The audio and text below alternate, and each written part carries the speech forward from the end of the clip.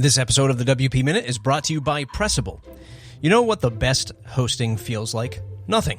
No panic alerts. No mystery downtime. No, hey, is the site down? Slack messages. That's the Pressable experience. WordPress hosting so reliable you forget it's even there. We keep your site fast, secure, and up 100% of the time, so you can get back to building, selling, blogging, or binging cat videos. No judgment, whatever you want to do. Go to Pressable.com/WP Minute and try hosting that disappears in all the right ways. Pressable.com/WP Minute. Pressable.com/WP Minute. Thanks, Pressable, for supporting the show. Hey, folks. Welcome to another episode of Whose WordPress Site Is This Anyway? And I'm here. I'm Kurt Van Onen. I'm here with Toby Crines, and we're here for, next 40 minutes or so. Toby, how you doing? Hey, Kurt. You just called this Whose WordPress Site Is This Anyway? I believe this is Matt's site pretty definitively. But I wanted to ask you a question. In my world, this is an age-old debate, and I imagine you've experienced your fair share. You were talking a little bit earlier about password requirements specifically, but this could be anything. Do you want to... And I'll just paraphrase what you said. A customer of yours had increased their password requirement to, let's say, required a symbol in their password. And they didn't know they did this, or they forgot they did it. And then they called you. You spent 3 hours trying to figure out what's broken on their site. And it turns out they just changed their own password requirement. So the question here, who's at fault?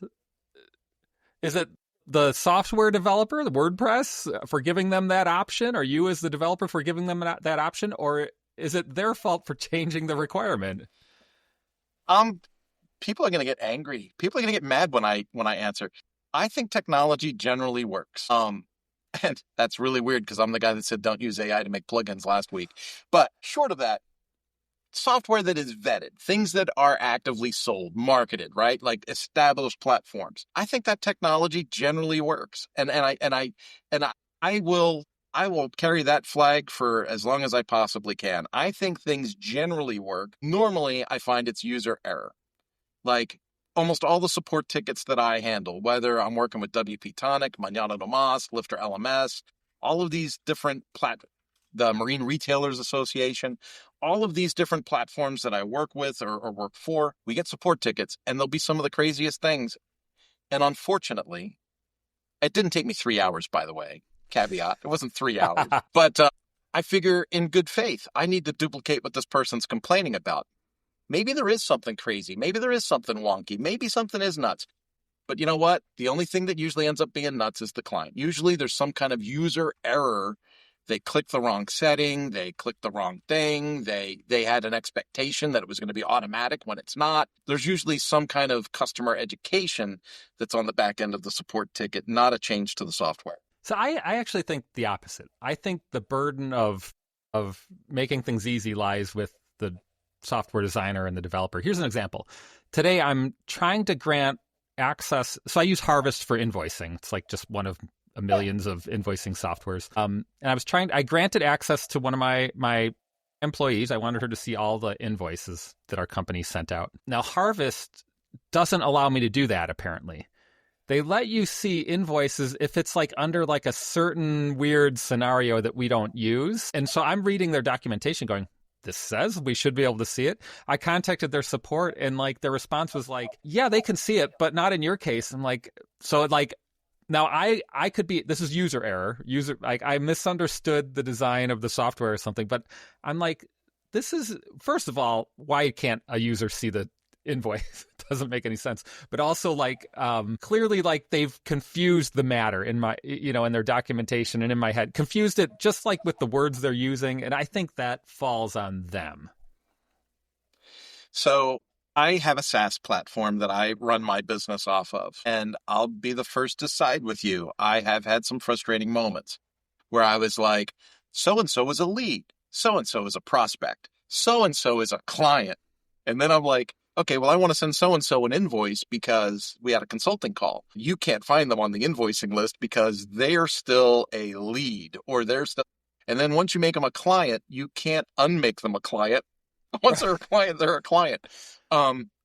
which I found unique, right? Because it's like, well, I don't want to track all these people as clients. I'm not actively working with them.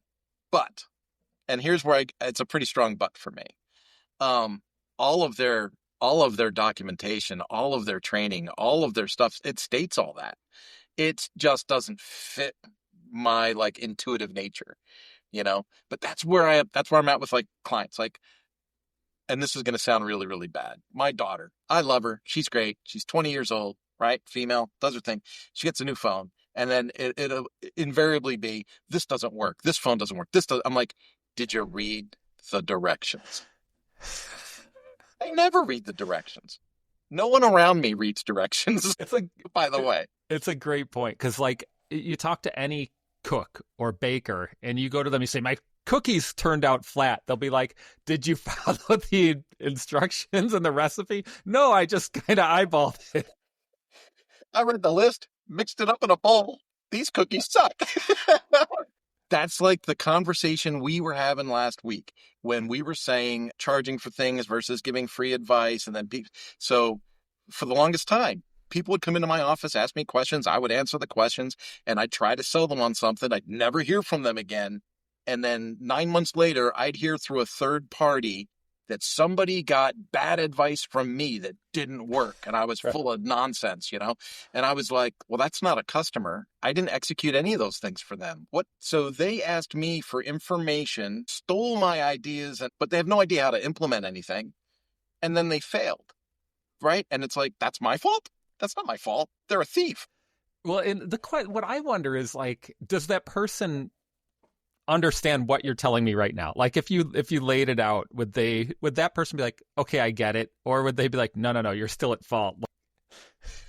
I had to start getting pretty and then, but that again, rehashing a previous discussion, that's when I stopped. Like there's no more free, like I'll give you a discovery meeting. That discovery meeting is to find out what you need from me. Let's make a list of bullet points. Now, can my services cover those bullet points? Here's how much this is going to cost. Do you want to play or not? Like, there's no more like, well, this is how I start your social media campaign. And this is how I find more followers for your social media account. And this is how I do this. I don't tell people the secret sauce anymore. I used to, but all I found was that people would try and take notes and then try to implement it on their own and then fail miserably. And it's like, I've been doing it for 20 years. Yeah. What made you think you were going to be the expert after a 30-minute meeting? This is the cosmic shame of any like experienced business. A lot of times the friction you run into at Target is because somebody abused the system. Like, or like with the Mighty Mo, like I do the same thing. Somebody's like, hey, can you just take a quick look at my admin and tell me what's going on? I'm like, no, you need a contract for that because I've been burned 100 times in the past. Like, and so now I'm like, I do not log into your site until I get paid and then we can do that. Yep. I don't touch the keyboard until your check clears the bank, which it sounds so wrong. It sounds so mean, but it's not because that's the atmosphere we've been bred in. Yep. You said something interesting just a few minutes ago that I wanted to ask you about. I think it's on our list to talk about, but I noticed on your website you have an offering that's something along the lines of it will help you QA your vibe coding stuff. What's the deal? You're going to shame me and put it right on the show? It came up on an X conversation, believe it or not. Somebody was like, has anyone ever heard of, and it's exactly what we talked about on the show. Like, I made my own vibe coded whatever. All you need to do is throw it in the website. And people were discussing it on X. And I was like, no, we discussed it on the WP Minute podcast. You should put that to a process. You should say, you know what, hey, that's great. And I usually answer people very diplomatically. I say, no problem. Or, hey, that's great. Right. I always try and get people off the defensive. Hey, that's great. You vibe coded your own thing. That's awesome. Right. Good initiative. Now you want to see if it works. Okay. We have people on the team that can validate the code for you. We have people on the team that can create a staging site for you on your hosting or our hosting. We can test that in your staging site and then view it against other competing plugins that already exist in your website to see if there's any conflicts or anything like that. And if everything works well on staging and we don't see any evidence of malware or craziness inside that plugin content, we can go ahead and move that to production for you and get that going for you. So yeah, that's a service we offer now. So I love that. And it sparked a thing when I saw that. I was like, interesting. And I was thinking like, what are some other because it's a whole new potential. We don't know for sure if it's going to be a success for your business, but potentially it could become your business. Like, we just don't know. And so I was like thinking, like, what are some other like kind of innovative idea? Innovative is probably the wrong word, but I just started brainstorming some ideas like that like I could expand my business, have an offering that, hopefully it becomes the business and it's $1 million idea, but maybe it's just something like we just throw away in 3 months. And so some of those were like some sort of community building thing, like where you charge a fee, maybe a yearly or monthly. And by the way, these things don't need to take up the whole business. As you know, like if this becomes 25% of your business, that's probably a huge hit, Yeah. Or maybe it expands your business by 25%. I created the offering in Mañana No Mas over the AI review, not as a potential new market, but really as a way to protect myself from these ongoing and future conversations. Because now I can say, oh, hey, no problem. We got an offer for that. It's on our site. And then they go, oh, you already thought about that? Yes, we've already thought about that. Right. And then, oh, well, how much would that cost? Well, a basic plugin that you create in Vibe Code is probably going to run you $900 to $1,000 to vet through the system, And then how committed are you? Are you $1,000 player on this idea of yours? Right. Or were you thinking this whole thing was going to be free because you did it in ChatGPT and you got a $20 a month subscription? Yeah. Right? $1,000 seems like a good threshold too. Like, because in the US anyway, $1,000 is attainable, but for a lot of people it's a stretch, but they could probably afford it if they sold their guitar and like downgraded their car, they could get $1,000, like I like that. Let me ask you a question about that. Have you ever gotten off the phone with someone and they like, you kind of had to like basically created a landing page for them that said, yes, of course we offer this service. Look at this page. It's on our website. I don't think I've been as crafty as you in that market. No. What I'll do is I'll have that discovery call, and then I really like to sit on it for a little bit and go, is that something I should address or should I stay out of it? My biggest problem is, as an entrepreneur with multiple verticals, because I like to be distracted, that's a problem for me, right? Every time someone comes to me with some kind of new, I had a thought, well, you had a thought, so I should start a new vertical in my business. My brain naturally goes that way. So I actually have to force myself to slow it down. I make notes of things inside this tablet, and then I review those notes on a weekly, monthly basis. And if something sticks, then I'll create the landing page and do a sample launch to see if we get interest in it or not. But I got to let it sit for a while. I can't just jump. Another offshoot of this AI code review, there's a guy I know in town that's making a living right now selling AI development. So basically, he's like, I will build your app on AI with all the shortcomings and benefits of that. I don't know any code. I don't know what I'm doing. I just am willing to suffer through the headaches of AI. I actually really like that as like a potential business model for my business. Like it has like everything, pros and cons. And you got to sell it. That's the key. But I like it because it gets me learning AI more deeply and the no code, vibe coding, whatever. But then it also opens up the other opportunities for code review. Like once I figure that out, then I can do the reviews and, move upstream maybe. I don't know. Yeah, you definitely have to have the right people on your team and the right talent pool to play in, right? And I couldn't just offer that service if I didn't have someone on my team that was willing to do it. Because let's be honest. Hold it a second. Because you started developing WordPress at some point. How deeply did you know WordPress when you sold your first WordPress site? Oh, barely at all. Yeah, that's what I'm saying. Me too. Yeah. So how deeply do you need to know AI before you start selling it? I'm scared to death of getting sued now. So let's say getting started. Who cares? You want me to build you something? Let's build you something, right? But when you have 400 projects online and you've got some revenue coming in and you bought a house and you're raising your family, all of a sudden it's like, okay, if I introduce malware into a corporation's website through some custom vibe coded nonsense, would I get sued? Like LLC aside, would I get sued? would my insurance cover that? Does that part of E&O, or is that actually malpractice, or is it vandalism, or like, what is that? Like when it actually goes to the courts, what is that? What does that look like? And to me, that's a nightmare I don't even want to go down. I don't even want to experience it. So I kind of stay away. And that's why I've gotten so preemptively anxious about the AI thing. Like you'll notice that offer doesn't have a price tag on it. It says, you present us with the code you've generated. We'll give it a kind of like open it up and take a quick look and then go, you might be into this for 20 hours. There's this hypothesis. There's some book, I forget what it is, but the gist of it is once you get to a certain level of size or whatever, like risk tolerant, like you have a bigger thing, more stuff you need to protect, your ability to innovate goes down. And that's kind of what you just described. And it's, and I feel you, because when I started doing WordPress coding, I knew nothing about it and I started selling it, but I had nothing to lose. Like, you're going to sue me? What are you going to take? My cat? You used to dip into the file editor and be like, which one of these is colored? Yeah, exactly. I didn't know CSS. Which one of these is borders? Yeah. So it's a great point. Now I've got stuff to protect, but here's my other perspective. And here's this.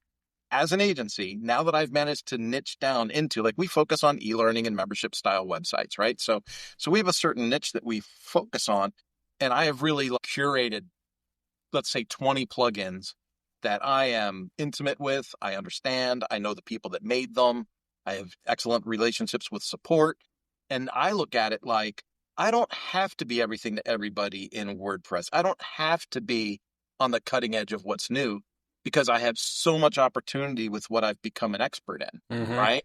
And I think that that's the difference. Like, I go back to when I was brand new. People would show up at the office. Can you build an e-commerce site to sell salsa? Yeah, sure. And then I figured it out, right? But now I've got processes and staff and clientele that I want to protect. And it's also like that e-commerce example. Someone says e-commerce, that's a red flag for me to be like, whoa, slow down. Like, e-commerce is going to double my headaches.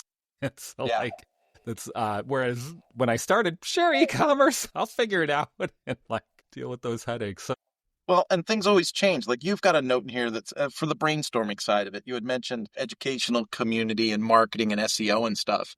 I mean, I've got one client, literally, when we started the project, I was like, well, you're going to need a CRM. What's a CRM? It's a customer resource management tool, blah, blah, blah, blah, for marketing automation. And then he went, I don't need to market. Our business is 100% referral. We don't need to do SEO or marketing or any of that stuff.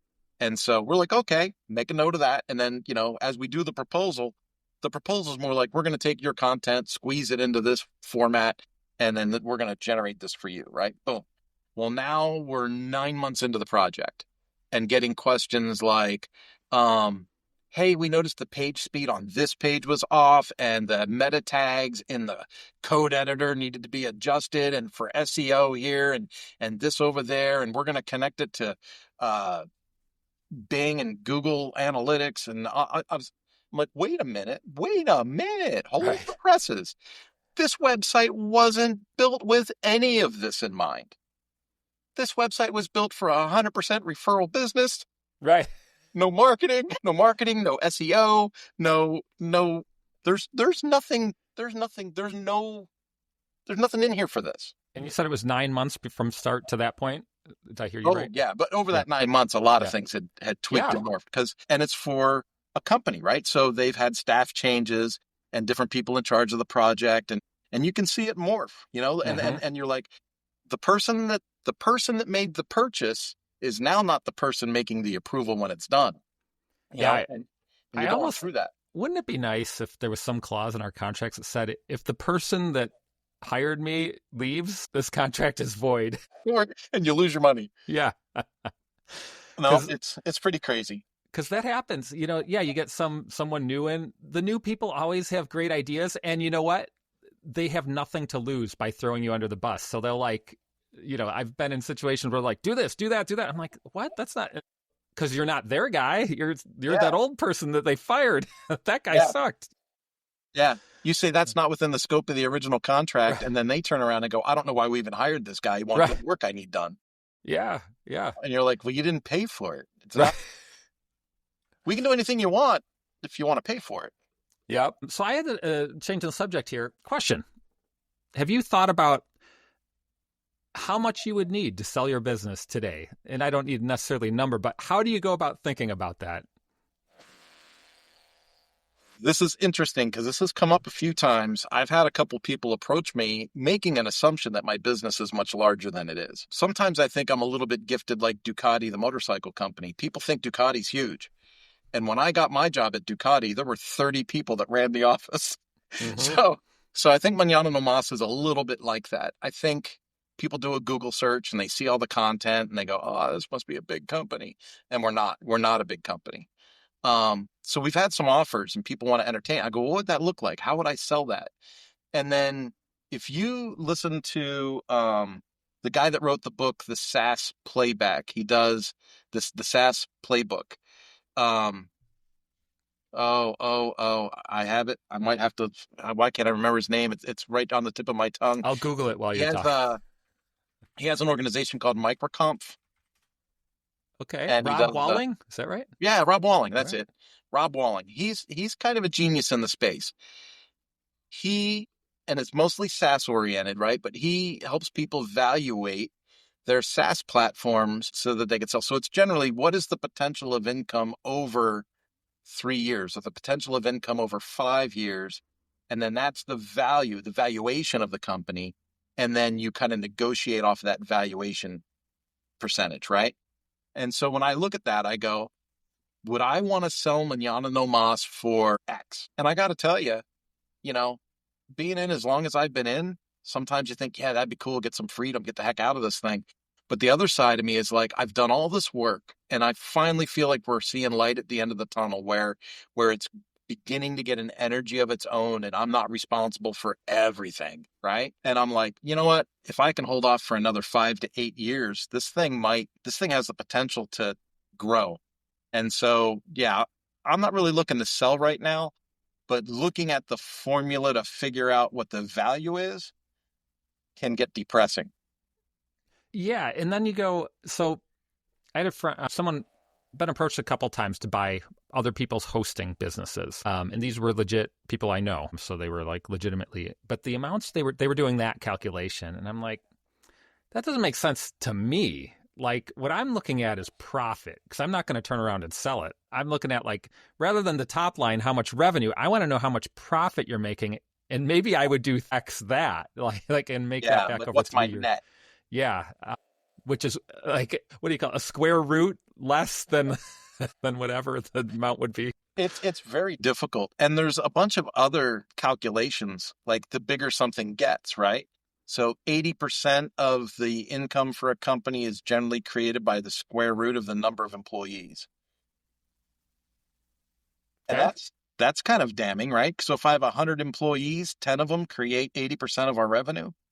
Sure.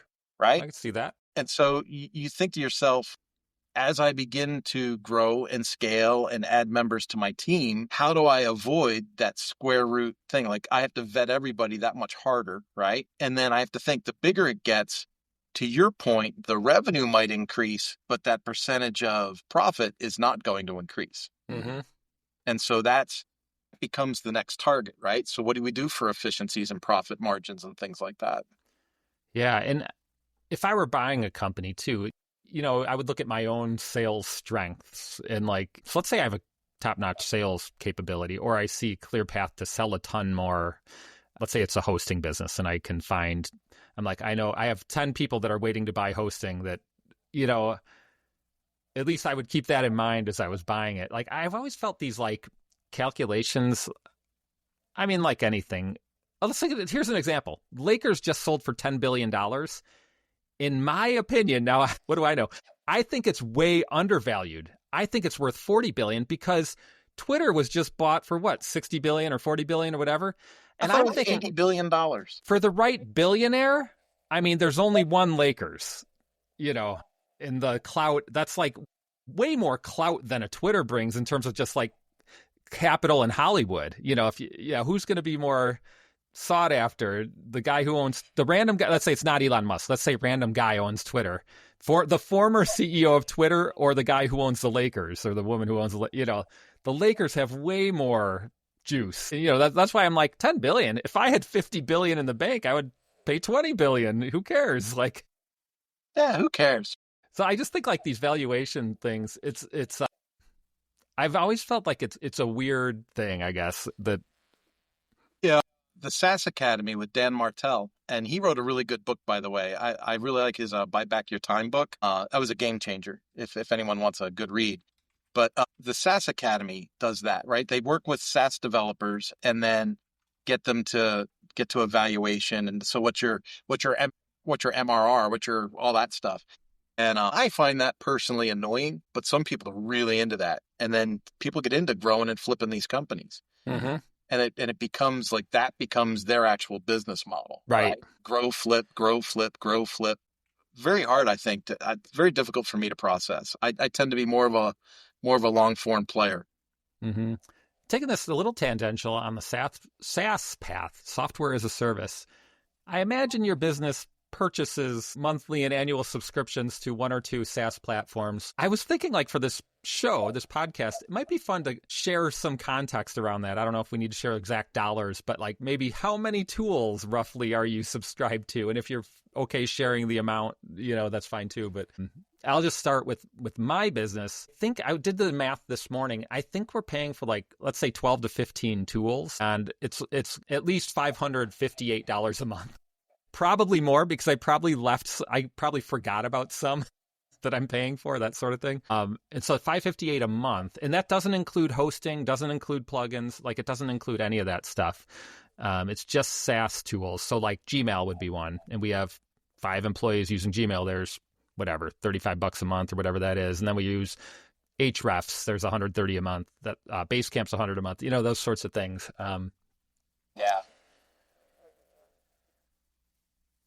I'm going to make everybody smile, I think. I'm a sucker for a lifetime deal, baby. When I first started the agency, I was signing up for this and signing up for that and trying this and trying that, doing free trials and then forgetting about them. And we were struggling, man. Beans in a pot, holes in our shoes. Like, we were not wealthy people. And I had all these things. Every month I'm getting tagged for all these things. And I was like, I got to figure something out. And then so there were a couple of things. So I keep Zoom Professional going all the time. That's $150 or $160 a year, right? But I have that, so I'm not limited to 45 minutes on my meetings, and I can actually do real things.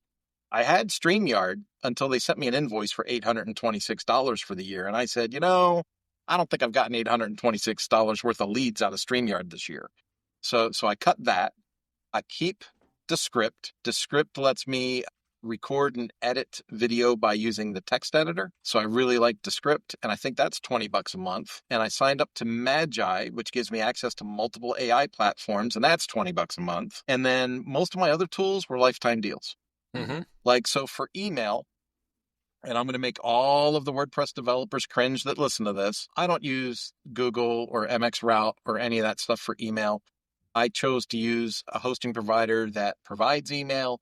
And then I literally have a lifetime deal on my Outlook, and I just use Microsoft Outlook and port it all. So I'm not paying for an email service. Mm-hmm. And when I hire people, I give them an email address, and they can port it to their phone, to their computer, to their Outlook, they can forward it to their Google, to their whatever. You do whatever you want with it. But I am not paying for Google Workspace. I like that. I'm sitting here going, God, I'm a sucker. I just hate the idea of it because I don't like the idea of like, yeah, it's handy, right?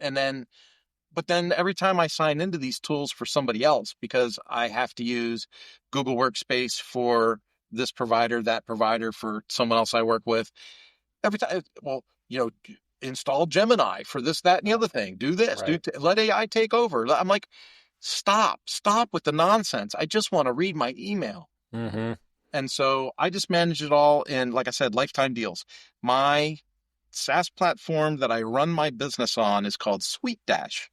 And I bought that through an AppSumo lifetime deal. So I think it was $170 or something. I paid for it once. I've been using it for 5 years. Works great. Mm-hmm.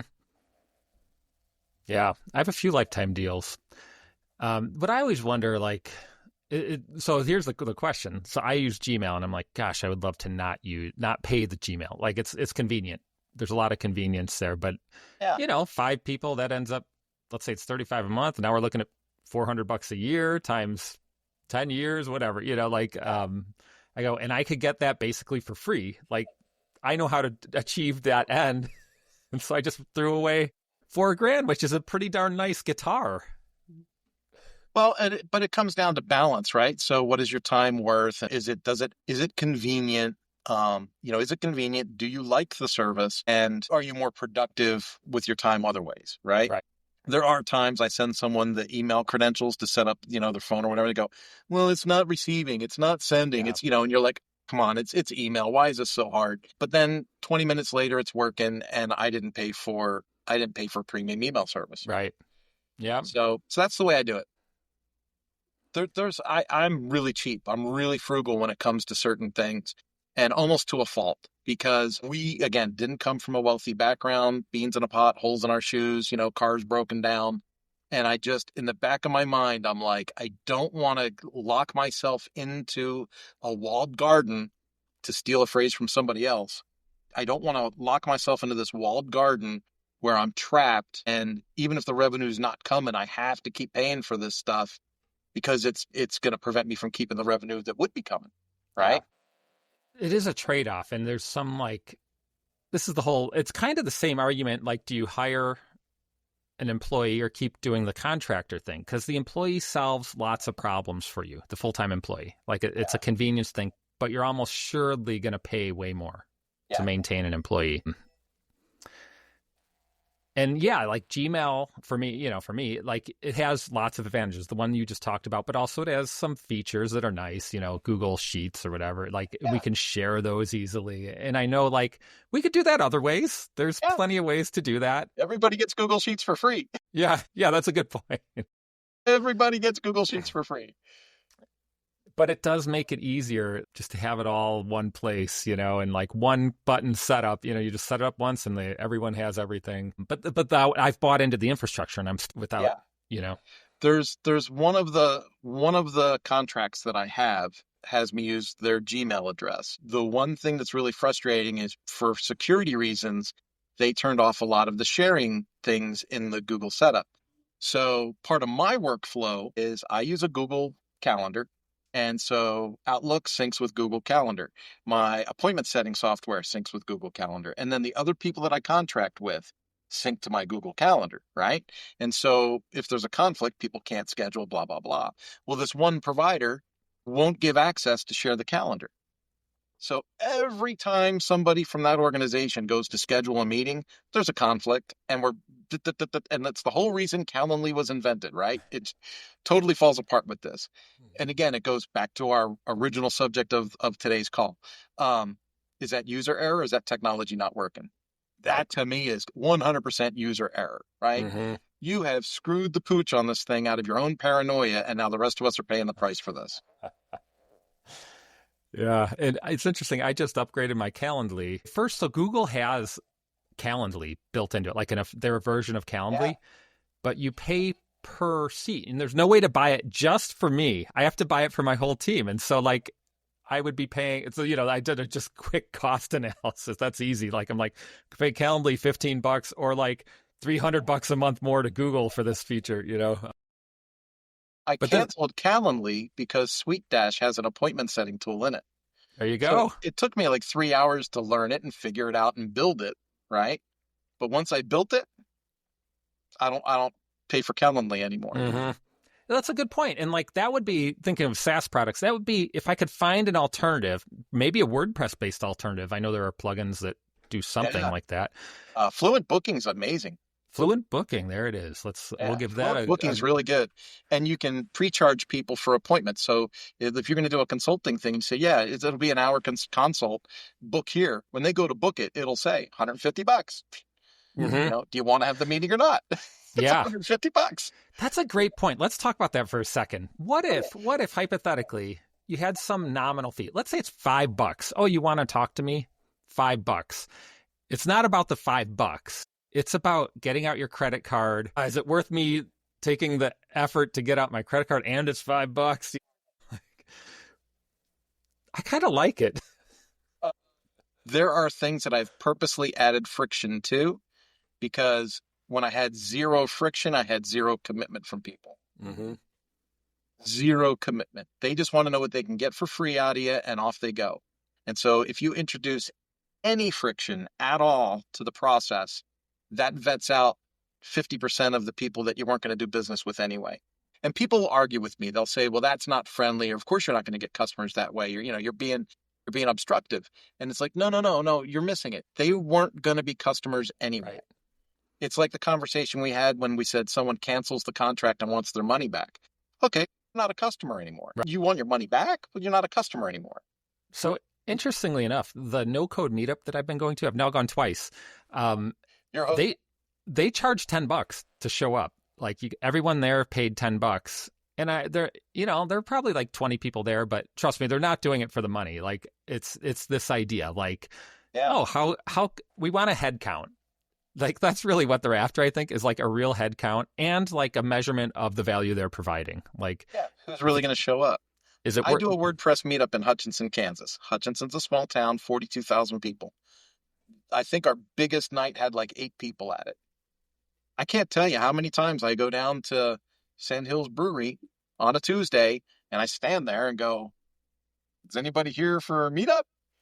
And then I have a cold beer. And then usually 1 or 2 people will come in and we'll talk about WordPress, and they're there for that. But there's no skin in the game. Yeah.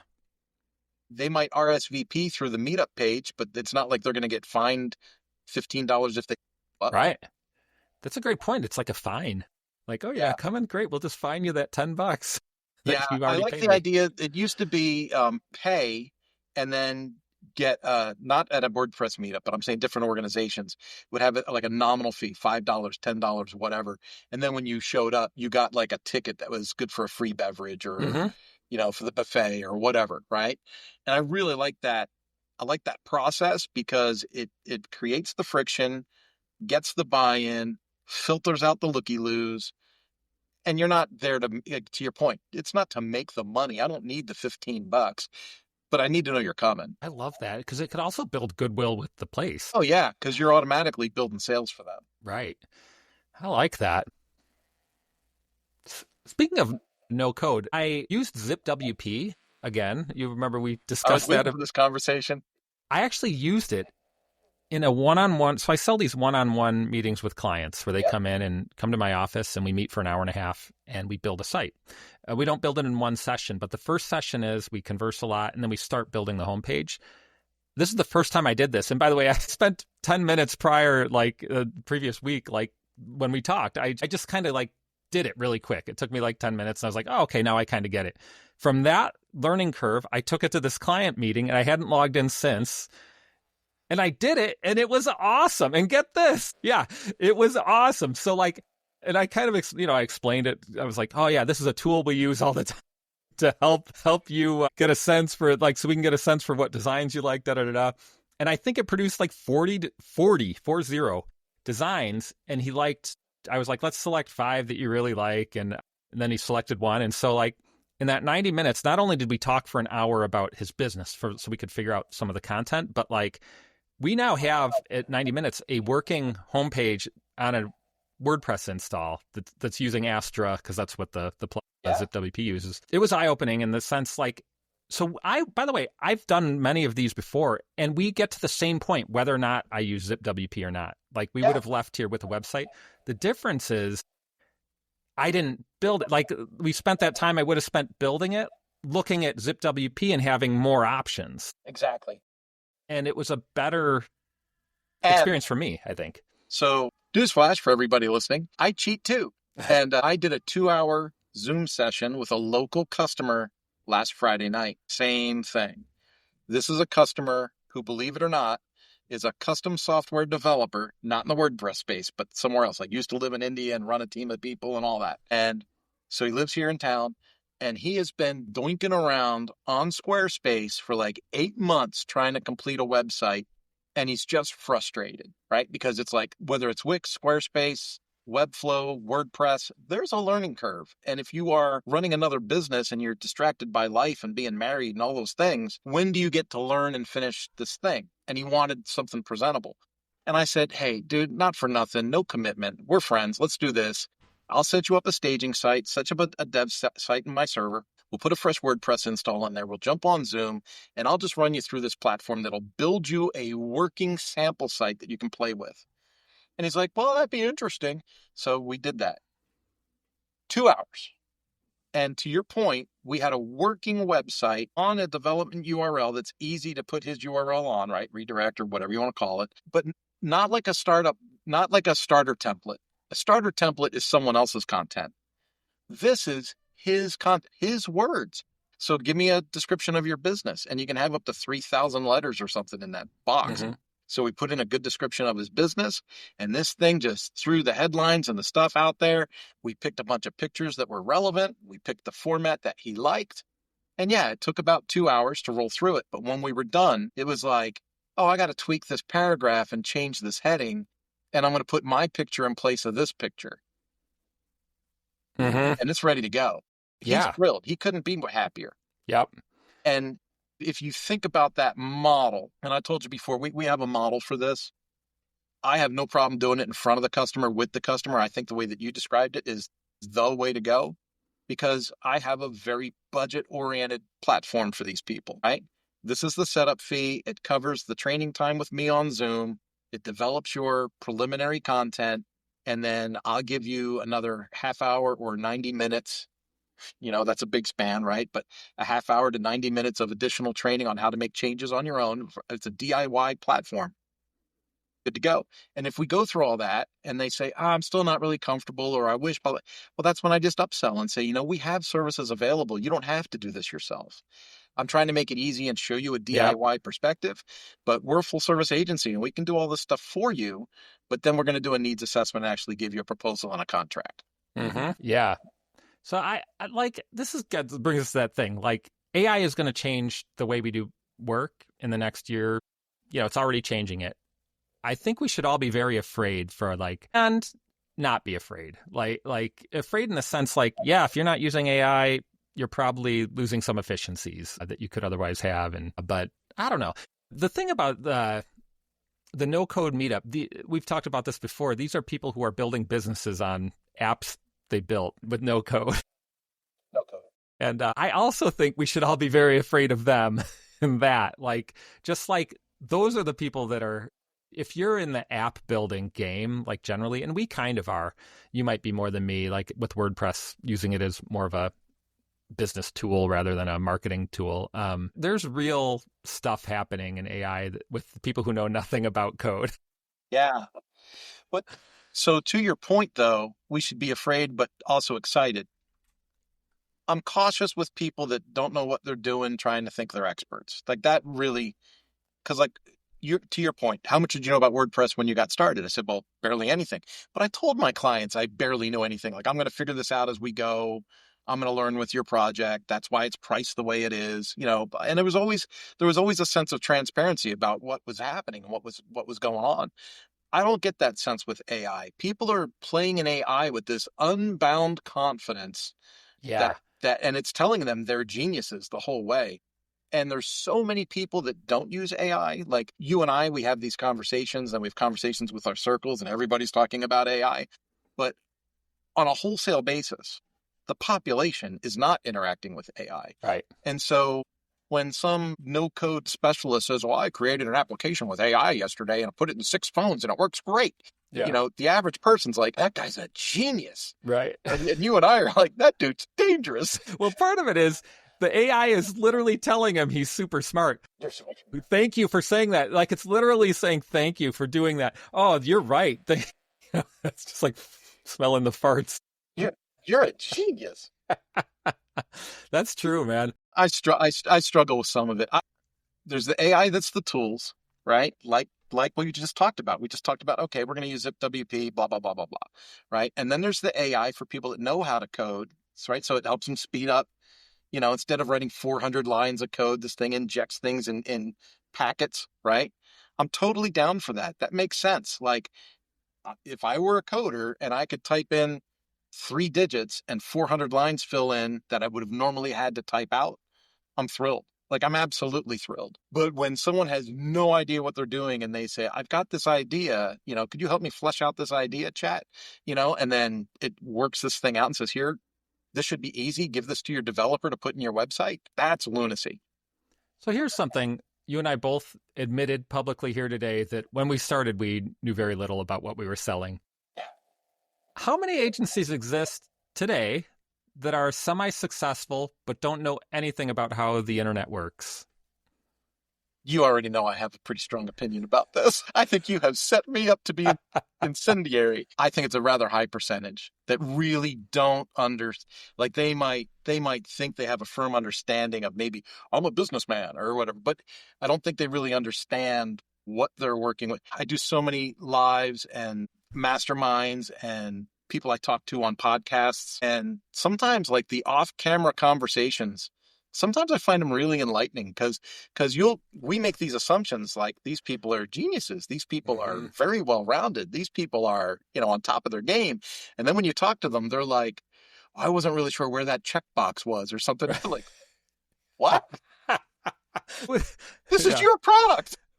I was in a graduate level technology course. This is back in the day, and we were working on Flash, but it could be anything. It could be any piece of software. And I'm in there. One of the students, who's, again, graduate level technology course, he's trying to open the software, and he's really struggling with it. And somehow he got like multiple versions of the same software open. The teacher looks at me, he's like, I didn't even know that was possible. Like, aren't you running this thing? It's funny, man. Yeah, I think, well, on the one hand, much respect. You started a business, not you, but you the person who knows nothing, and I know a few of these too. People selling WordPress and who know nothing about technology. Like people selling, I got he's great at marketing. And I know that because I get his marketing emails. And today I got one that was about his Shopify thing. And I actually clicked a link because it was like, you got to read about how we're doing such and such with Shopify. And I know he knows nothing about Shopify, but like someone on his team does, Someone on the team does. At least enough to write the article. Maybe AI wrote the article, who knows? But I personally think of learning as being like this lifelong adventure. And I kind of enjoy it. And so I think about, the classic editor and the Gutenberg. We called it Gutenberg, but it's, the block editor. You work the way at Elementor, Divi, right? You work your way through these things. And then Kevin Geary did that Page Builder 101 thing using bricks. And I was like, oh, you know what? I think I'm going to take that. It's a big course, and I started taking it and watching him. This is a class and this is this. And, you design like a chump and blah, blah, blah. And he's doing his thing. And I was thinking to myself, wow, I've been doing this a long time. I don't know what the heck I was doing. I'm like, look at all these things. But you have to keep investing in what you do. If you're going to be a professional in the field, you have to have an interest in it. And I think there's too many people that start agencies because they're in pursuit of something else other than that development, right? Yeah. And so when they begin to get revenue and they begin to add to the team and maybe they get more focused on doing the sales meetings or they get more focused on growing the team, but they lose consciousness of that connection to the product. Well, there's another piece. And I think the reason these people are successful, like the agency owners who don't know anything about what they're doing, they're probably, one of their strengths is probably listening and understanding humans. Like they can get in a room and tell people why what they built was great, like. Yeah. Yeah. There's a certain part of communication that can cover up a lot of not knowing what you're doing. Yeah. And I always wonder, if that's more important than the actual work we're doing. Is it? I'm out of it today. I can't remember anybody's name. The famous leadership guy, not John Maxwell, the other guy that I can't remember. He's the one that said Genghis Khan. No, not him. People may not remember what you said, but they'll remember how you made them feel. There you go. Yeah. Not my quote, came from somebody else. It's like Zip Carnegie or somebody. something. Yeah. I can't remember his name. Yeah, I think that, and so if you think about it, let's say that's true, and we have obvious examples of people running old, experienced agencies that know nothing, That's an option to invest your time. Go to LinkedIn Learning and learn about how to be more human around humans. It's not a bad investment, actually. I personally think, and I say this a lot when I train people in power sports, I say, hey, you might be the smartest guy about fixing a motorcycle, but when was the last time you had professional communications training? How do you know how to build a relationship with your customers? And that's 80% of what we train through my training in that field is communication and leadership, because these cats have never had it. So like when you take your motorcycle to a dealership and the experience is horrible, it's because no one ever taught them how to talk to customers. Yeah. It's that way at true. the car dealership. It's that way when you get your boat fixed. And that's why it's such low-hanging fruit for me to work in those industries and teach people these things, because it's such a broad requirement for everyone in those fields. Yeah. But if you think about it, how many geeks that locked themselves in rooms and played video games until they became adults and then started their own agencies, other than talking smack on the microphone, gaming, what level of high-end relational communication have they had? Yeah. I had an interaction with a person recently. It's a young person, like 22 or something, very astute at business. But I left the conversation feeling like gross, and it was something subtle that the person did. I don't think they intended it, but yeah, I don't know. Like we're leaving impression. I guess it just maybe that's just the gist of it all is like you're leaving an impression whether or not you like it every time, and it can have a great effect on your bottom line, or that impression can, or the opposite. Oh, here's the thing. I was on a sales call the other day. This is kind of an example of that. Like, I think I'm okay at like maybe even pretty good at kind of listening to people and feeling things out. And I'm on a call, and it was a sales call, and I spent 45 minutes conversing about building a website for this company. This is just this week, yesterday or the day before. And at the end of the call, they go, so tell us why you are better than other agencies in town or whatever. And I told them, I go, I don't know that I am. I was like, everybody's going to tell you they're great, and they're going to, the good salespeople will convince you they're great. But once you start you won't know until you get deep in the project. And that was my pitch. And I think it resonated. Well, it probably did resonate a little bit. And I'm very upfront. I say, hey, I might not be the best, but I really only take work that I know that we're the right fit for. So you've got to be the right customer too. Are you the best customer in the region to work with? That just sounds stupid, right? But if it's a good fit, if the project's a good fit, I'm all in. Yeah. If the project is like weird, like, some crystals and pyramids topic I'm totally not in touch with, then I'm probably less of a player. So, but you know what? I'm looking at our list and I'm thinking we've got a really good start for the next show. All right. So let's give people a little bit of a teaser. We're going to talk about tools to use for ACH payments. We're going to talk about increasing client retention. We could talk about, should you hire people or should you have contractors? I mean, this stuff comes up a lot. And what's interesting is I don't know too many other shows that discuss these topics the way we do. So I think we've hit a spot. I think we're doing good. Yeah. And so if you're listening, we have no idea if you're listening. Please email us or something. Like, subscribe, comment. Whatever you do, I don't even know. But let us know. I don't know how. We're on LinkedIn. Kurt, tell us where we can get in touch with you. Well, you nailed it. I'm on LinkedIn, Kurt Von Annen. When you find me, you got me. I'm the only Kurt Von Annen on LinkedIn. Great. And I'm also on LinkedIn, Toby Crines, the only Toby Crines in the world yet discovered by me. So perfect. And say the title of the show, because I screwed it up at the beginning. The title of this show is Whose WordPress Agency Is This Anyway? Whose WordPress agency is this anyway? It's not the WordPress site, it's the agency. Folks, we will see you next time. Have a good one.